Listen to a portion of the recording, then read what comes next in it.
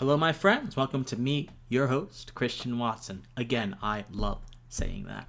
So, my friends, Bret Weinstein recently got involved in a struggle on a new social media app, or I suppose it's new to me, rather, called Clubhouse. Now, Clubhouse, for those of you who are unfamiliar, is basically an app where you can go and you can have voice conversations with random people in certain groups, or whatever, if you're invited to the groups. And it has been taking social media by storm recently. So, I don't... Look, Christian Watson doesn't do Clubhouse personally. If you want to talk to me, let's talk on my Discord, let's talk to my email, let's do something a little bit more, still impersonal, but a little bit more intimate. I don't want to go into a group of people I don't know and talk. But, apparently it is making waves. So, I figured that I would analyze the nonsensical dispute that I've heard a lot about that Bret Weinstein had to undergo. Now, apparently, these people were pressing him about all kind of things, and I won't get into it. We're going to just watch it, and I'm going to tell you what I think as time goes on. I haven't really watched it yet. I have heard things, so let's actually just watch it and see what goes on. This is an 8-minute clip taken from a larger discussion, which is called, Is Clubhouse Obsessed With Wokeism? And from what I hear, it probably is. So let's just see what's going on, and let's see where Bret Weinstein came in. For those of you who do not know, Bret Weinstein was a professor at Evergreen State College, and he basically wrote a petition or letter to the administrators in the college and said, hey, race should not be a prerequisite for free speech. Everyone should be able to speak freely regardless of race, and that caused Bret Weinstein to be a martyr, a pariah, so to speak, and a lot of people tried to hurt him. Like, he had death threats. He couldn't go to his biology class anymore on campus. He had death threats. So we're going to see what these folks had to say to Mr. Weinstein. We're going to analyze the entire conversation. So, without further ado, let's go. He was in the audience. He wasn't kicked. He left, I think. So I'm taking some time to notice too who's in here. Thank you to whoever DM'd me, right? But Bret Weinstein, I'm calling you out. Somebody that they... Okay, so you see what this lady, I think she's from New York City? Brooklyn, I would probably say. I don't know. But I have been in New York City a lot, and I know that kind of accent. And her mentality is just absolutely disgraceful. So you have to see, she's already phrasing the conversation around an antagonistic fervor towards Bret Weinstein. Yeah, I'm calling you out. When you begin the conversation with antagonism, everything that follows forth is also going to be similarly antagonistic. It's like a premise in a syllogism. When you begin a premise with a certain thing, if the premise is going to be consistent and logical, it has to follow logically towards conclusion. This is why you must be careful with your words. What did Maya Angelou said? Maya Angelou said, you can kill me with your words, you can cut me with your hatefulness, but like dust I rise. Words can wound you. And words can begin creating cycles that can only be broken by more harsher words. You must be careful about what you put in the air, my friends. This may seem new agey, but it is not. It is a point that is said in almost every single psychological context, every single ancient text, especially the Bible if you believe in Christianity. Be careful. Let's go. Really promote on this app, right? I'm always seeing him, like, not even in the town halls on the stage, but in the audience. And he's always, like, having such a huge influence on this app, right? And this nigga's mad racist. All right, so she's using the N-word now. And I think she's black. I don't know, but I'm discerning from her voice tone that she's black. And I bet that she'd be the same kind of person that says, hey, if you say the N-word and you're not black, you're racist. Again, we have to confront this vicious mentality that words only have certain meanings when they are utilized by certain people. This is what we call in philosophy ethno-philosophy, right? This is what basically is the idea that only certain ethnicities can have access to certain ideas. But this idea is ultimately flawed if we're trying to understand the world. Many folks will say, oh, it's a double standard. But forget that. I hate the mundane explanations about these political phenomena. I hate it.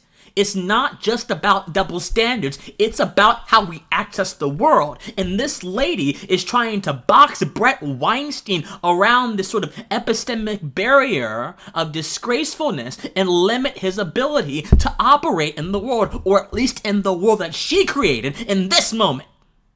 Stop it. The right have to have better answers than just, oh, it's a double standard, hypocrisy. I don't care if it's hypocrisy. I care if it affects my ability to make an argument. I care if it affects my ability to understand the truth. I care about that. I don't give a damn about hypocrisy. Let's continue. Like, Adam Mark, Brett, anti. look at you, Brett. Adam Mark. Wait, who is it? Who is it? Mark. Brett Weinstein under Felicity, under Exotic. So Exotic and then Felicity and then Bring him up. Actually, bring 32,000 followers. But you're not going to go back and talk about this. You're not going to talk about how we had to, you know what I'm saying? None of that. What's up? Brooklyn, to put this in a little bit more of a perspective, I think Brett, Eric, and I'll let him speak for himself, but they are kind of a part of all the classical liberal groups, or I don't know what to call it, but they're kind of a part of that, the intellectual, I guess, dark web. So they're not just popular on this app, they're popular amongst people that are kind of because of people like you. Because of incidences like this. Calling him the N-word, deriding him before he even has a chance to speak, treating Bret Weinstein as Bret Weinstein the public figure and not Bret Weinstein the human. I mean, a lot of the same reasons why he had that trouble over in Evergreen are being manifest right in this conversation right now. Anti-woke or I'll let Brett answer. These white people are messaging me. They're talking about some kind of white person step up to the congregation. Yeah, I'll let Brett explain himself. Don't call it a congregation. Don't say that. That's racist. How is... What? Okay, so what she's saying is that since congregation is used in terms of a church, and African Americans and the black church, the black church is a major force among African Americans, therefore it's racist. That is the only line of reasoning that I can detect that would even make any sense. And guess what? That's not racist at all. What? Again, they're confusing the language and trying to tie every single usage of every single word that may be somewhat related to African Americans, incidentally, socially, to being related to African Americans ontologically. They're trying to tie ideas to the existence of African Americans that have nothing to do with their actual existences and everything to do with certain geographies. Stop trying to bind me to the land. That's precisely what slave masters tried to do. They bound us to the cotton fields. Stop trying to bind me to the land through words that you claim are meant to help me. Stop it. I don't want it. I don't need it. It's not necessary. Stop it. And that was intentional. So good. Block them. Moving forward. Was that you, Marcy, who was saying something about who I am? Yeah, I was trying to give some context to these rooms, and I wasn't here earlier, and apparently some things were said that were insensitive. Let's see it. Let's hear them. I was trying to catch up, but I was Let's hear them. Trying to explain that you have a podcast and you're popular off this app for your POV on wokeism and stuff like that. That's all I was trying to frame it. Appreciate it. Also a VC, am I mistaken, or are you also an investor on this app as well? No. Yeah. I'm not an investor. They promote you like you are. I don't know that there's any promotion. I've been here a little while. Okay, yeah, as I mentioned before, the same girl who called him the N-word and who is trying to slander his name before he can even speak, this is the same lady, this is the same woman who is now trying to accuse him of having ulterior motives and collaborating with Clubhouse when there is no evidence that Bret Weinstein has A, ulterior motives, or B, is collaborating with Clubhouse other than being an active member of their platform. Again, when you can antagonize someone, you reduce your viewpoint of the world to antagonizing them, and you forget and omit every single extenuating circumstances and every single environmental circumstance. Isn't that interesting? Because it makes it easier for you to form narratives that way, does it not? I think it does. Well, I did get an invite fairly early on, but I don't think there's been any promotion here. Okay, can we speak to the fact if you are anti-wokeness and the progression of black people? Do you believe in white supremacy? Do you believe in white Okay, I'm going to let Brett answer this, but I think that it is a logical travesty, a non sequitur of the highest order to suggest being anti-woke is to be against black people. I won't say anti-black because anti-blackness is a concept developed by people like Wilderson and other critical race theorists that has specific connotations that have nothing to do with describing a condition of someone who is against black people, and has everything to do with describing the condition of someone who may hold certain opinions that these people have theorized are against black people because they have a conception of the African American as not an individual, but as a member of a collective, and therefore sharing a collective destiny. So I will not use anti-black. I will not use that word, but I will say that in my midst, you will not commit non sequiturs. They're committing a non sequitur by saying, okay, you're against wokeness. Are you for white supremacy? Do you see why so many people are leaving certain political ideologies and coming to others? Do you see why, my friends? Do you see why? Christian, you're being so passionate. I want you to be cool, calm, and collected. No, I don't want... Man, I have been sitting at this microphone railing against this for so long, and if my passion is the only thing that you can see, you're missing the point. My passion is coming out because these arguments that I'm giving to you are like fire in that they are burning and breaking away disillusionment. And people like James Lindsay and Bret Weinstein and Dave Rubin and Ben Shapiro, they're all out here trying to cast this fire down. And you guys are just sitting here saying, let's be calm. Why should I be calm when I'm being told constantly that I can't succeed? Because 200 years ago, people who look like me were in the cotton fields. Why should I sit here and be told that I am worth less in the eyes of people simply because they have a color that is different from mine? Why should I sit here and be calm? I'm done being calm, man. I'm done. I'm sick of this. And to see Bret Weinstein, a left-leaning person who is not at all conservative, and that shouldn't matter, by the way. You should treat everyone with respect. Who is not at all conservative, being attacked and lanced by these ideologically possessed, as Peterson would call them, nut jobs, makes me go nuts. That's a non sequitur, sir. Let's continue. Are those sentiments that you stand by? People here are saying that you have spewed racism across this app, so can you speak to that? Transphobia. Verify. People are saying hearsay is a poor legal argument, it's a poor logical argument too. People oftentimes say things that are filtered through their preconceptions. This is why there is a reality that exists outside of your cranium. Locke knew this, the empiricists knew this. This is why there is a reality that exists outside of your cranium and is subject to objective principles that guide this universe. Stop it with what people say. I don't care what people say. I want to know what the facts are. Verify that crap. Yesterday, Sure. you said you were binary. Wait, why was Dio down in the audience? What happened? Yeah, what happened? I think they're left. Oh, they probably moved themselves. Go ahead. Can I ask something of you before I answer your questions? Did you answer those questions? Do you support white supremacy? Are you anti-racist? And transphobia. Okay, I'm happy to do all these things, but I would ask you to try to listen. Listen, white man. We're in charge here, okay? We asked you some questions. You can answer them or you can go. Don't Okay, ask so me to Brett, do so something Brett, like here's the problem. They're not interested in actually understanding Bret Weinstein's position. Did you hear what she just said? You can ask these questions the exact way I posed them, or you can leave. It's either my way or the highway, and guess what? That my way or the highway mentality is very terrible for trying to understand and produce knowledge. The problem, Brett. It's the same thing if I was to ask the president of the United States, what a previous president. When I asked him, Gerald, we're not even gonna do that. He knows exactly what we asked him. Brett, are you anti-racist? Are you transphobic? Are you anti-black? Like, give us the answers right now and quickly, or you're gonna get off the stage. Sure, 100%. But let me correct something Marcy said first. 100% what? Are you 100% anti-black, or are you 100% anti-racist? What's going on? Okay, I am 100%. I don't even like the way that he had made Marcy explain what was happening. Or he tried to. No, So you don't like having to explain your positions? You see, we're not seeing an intellectual discourse here, my friends. We're not seeing that. We are seeing a mobbing in the making, or a mobbing in process.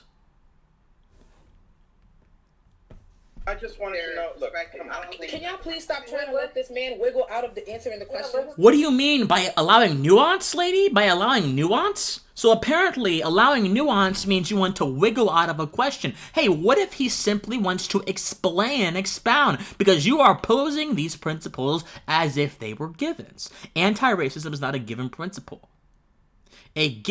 No principle, by the way, is given unless they are universal. And to be against racism is to exercise a certain sentiment as a human being. And human beings vacillate all the time. Yes, I think racism is bad, and you should be against racism, but so what? Okay, you have to let people explain. Go, Brett. Okay, first of all, I'm not a classical liberal, I'm an actual liberal, okay? Told ya. Left, have been my whole life. I am thoroughly anti-racist by any normal definition, but I don't like Kendi's definition of anti-racist. That doesn't make sense to me. I'm not by any stretch of the imagination a white supremacist. As a matter of fact, I'm not even sure whether I qualify as white. I'm Jewish. It's a different thing. My people have been persecuted by Europeans. You are, Brett. You're just spicy white, but continue. What? Okay, so now there are different gradations of what white is. I don't understand. I don't understand this.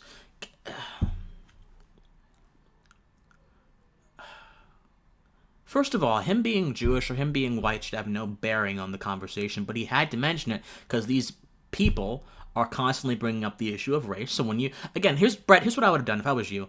I would have just said, look, I'm against racism.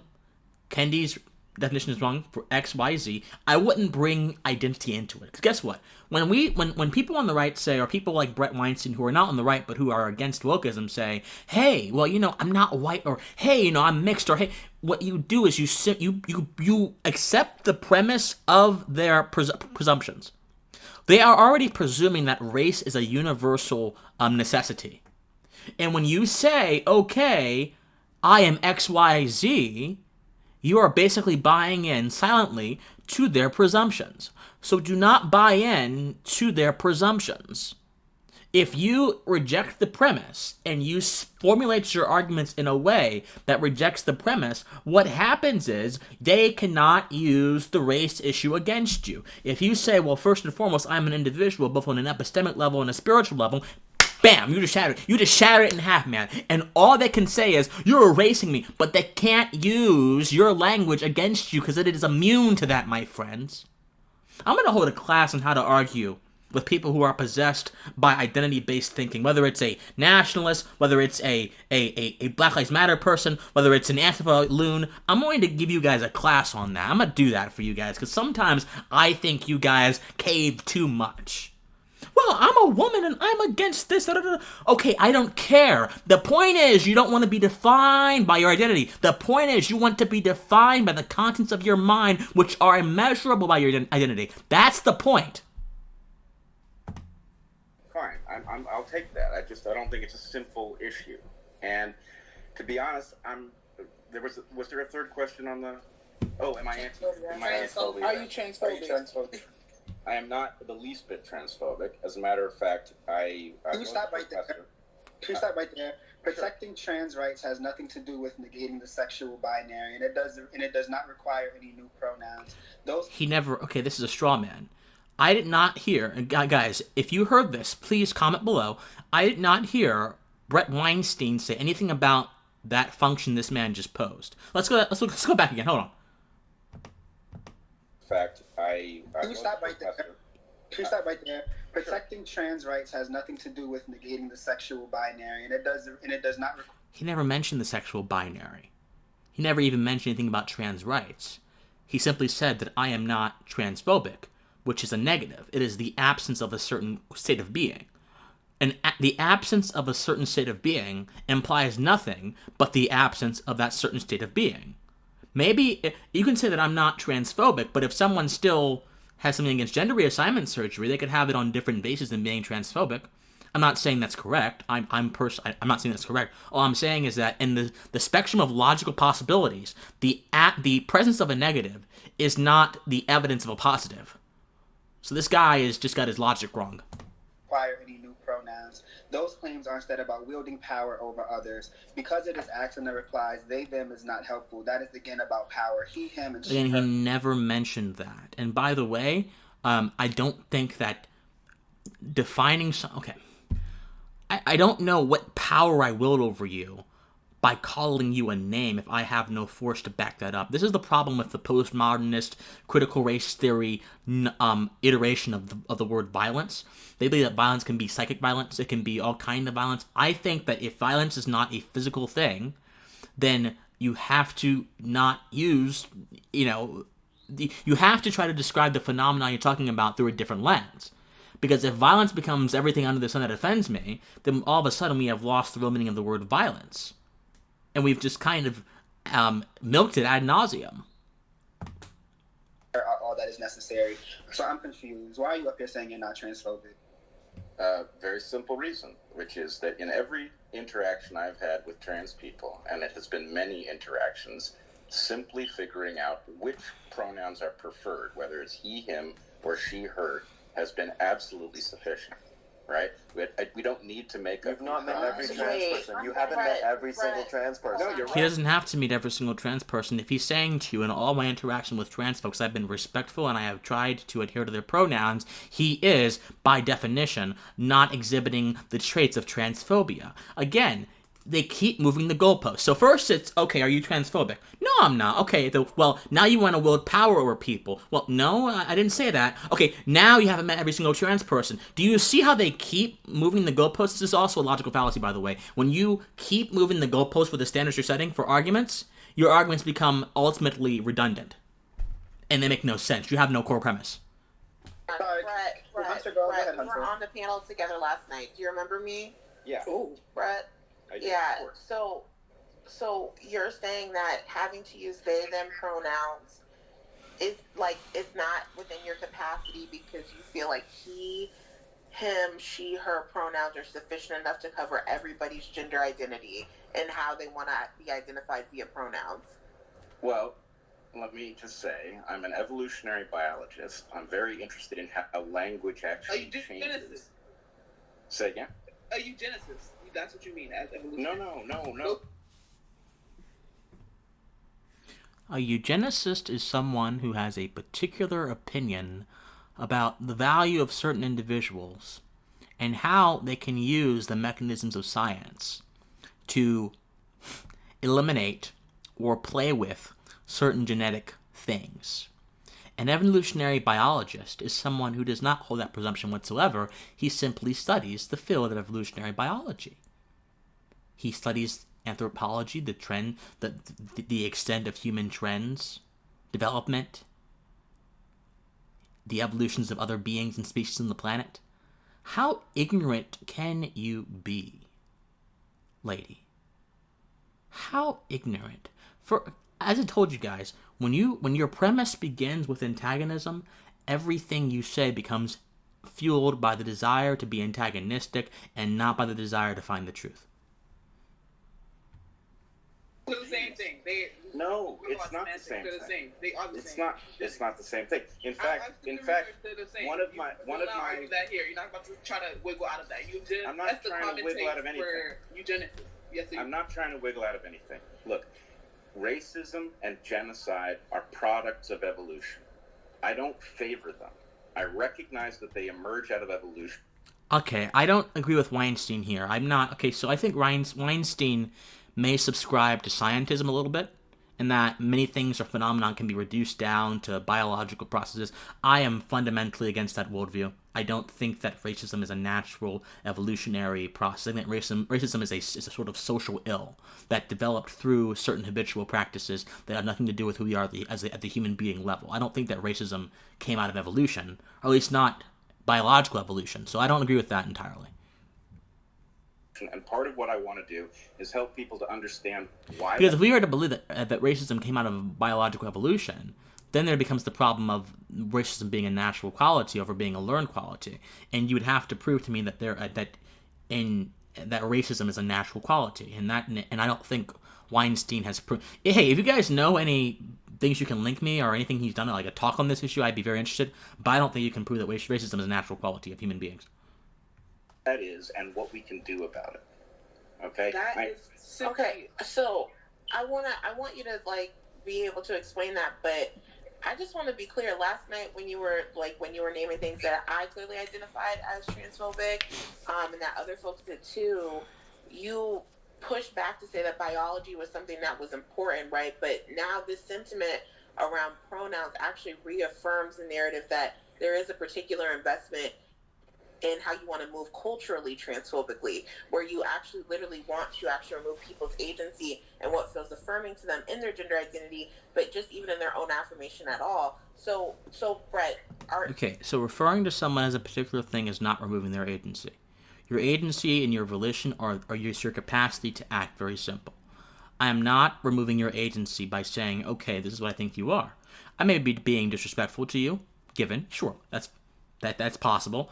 But how your agency is something that is bound up in your DNA, bound up in your in your spiritual autonomy. I don't understand how I'm removing your agency by not referring to you by a certain name. That makes no logical sense, and this individual has not given me any logical reason to believe that. So you agree you're transphobic? No, I don't agree that I'm You're transphobic. a scientist, and you used anecdotal experience to justify your view on pronouns. You're a scientist. Like, just because someone has only ever eaten hot dogs doesn't mean that hamburgers don't exist. And if hamburgers can see your statements, then why are you making them? And we also cannot use science as a part of transphobia. Just because does not mean hamburgers don't exist. Again, this is the extension of the earlier argument that you have talked to XYZ trans folks and not the other trans folks. Therefore, you cannot make a value judgment about how to say a trans folk's pronouns. But by this logic, it's virtually impossible for me to know any and all people of a certain condition. It's impossible for me to know any and all trans folks. There are hundreds of thousands of them around the country and millions around the world. It is virtually impossible. So even by your definition, a sympathetic mind couldn't even fulfill your own standards, because it is virtually impossible, logically, deductively, to know any and all trans folks. You see, this logic that they're using is self-defeating. Evolutionary biology is a means to spread scientific transphobia. Those two things are linked. Science as an institution was built in transphobia and anti-blackness. So you No, science as an institution was, first of all, science has existed in multiple cultures. In Arabic cultures, in North African cultures, in the Romans and the Greeks. It has such a wide genealogy that it is really responsible for you to reduce the development of science to qualities that it didn't even consider. And in the ancient origins of the world, many scientists didn't even consider the issue of anti-blackness or transphobia, because guess what? They weren't around, people. You're trying to apply an anachronism to an ancient art. Science is an ancient art. Oh, dear Lord. That you are an evolutionary biologist does little to claim eugenics was also a field in science. So your claims do not push the fact that you are not transphobic. It's still a transphobic position to take. It's not transphobic. I'm interested in seeing trans people. How can you say that something is not transphobic when people are telling you that it's transphobic? Like, the privilege. It's like the privilege. So I don't understand how you think this works. Okay, we can have a disagreement. We can have a disagreement about whether or not I'm transphobic. No, we can't have a disagreement. So Bret, Bret, you're gonna have to go to the audience and you need to cash out everybody up here $1,000 for you coming back up. Excuse me? You know you got it. Excuse me? You started the conversation off saying you weren't a white supremacist. Excuse and you me? completely stopped this talking points and anecdotes. Like, you don't really look at that. Bret didn't really make any normative statements. For those of you who do not know what normative simply means statements that clearly affirm something, right? X is Y, or X is wrong, Y is right. Bret didn't make any normative statements. So how in the heck? What? As being a white He's used to talking himself out of shit. Oh my god, I thought it was on you. He's like, actually. If you stand up, white supremacy. Okay, I listened at the end of the clip. I'm not going to listen to 8 more seconds of them going at people. So here's the point, my friends. Bret Weinstein was clearly abused in this Clubhouse discussion. this is probably one of the reasons why I'm not going to be on Clubhouse, because guess what? Look, Christian Watson can will that pen fire. He can just begin throwing it at people. But I'm not here to destroy people. I'm not here to, especially people who are trying to bind themselves from the rules of logic, who are trying to bind themselves from the rules of reasoning, who are trying to bind themselves from objective reality. Christian Watson does not have any time for those people. And neither does Bret Weinstein. You debate people who operate in good faith, and it's very evident to me these people were in good faith, and nor were they operating with their good sense. They had lost that, obviously, if they ever had it in the first place, which is doubtful. So my friends, I want you to do this. Whenever you engage in a conversation and people begin bogarting you and attacking you, remember one thing. The conversation is not the important thing.